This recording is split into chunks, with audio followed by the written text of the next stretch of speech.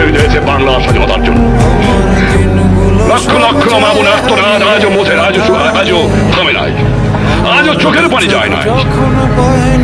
তারপরে সেই সংগ্রামে এমন কোন আওয়ামী লীগের কর্মী নাই যার বাড়ি ঘর জ্বালিয়ে দেওয়া হয় নাই।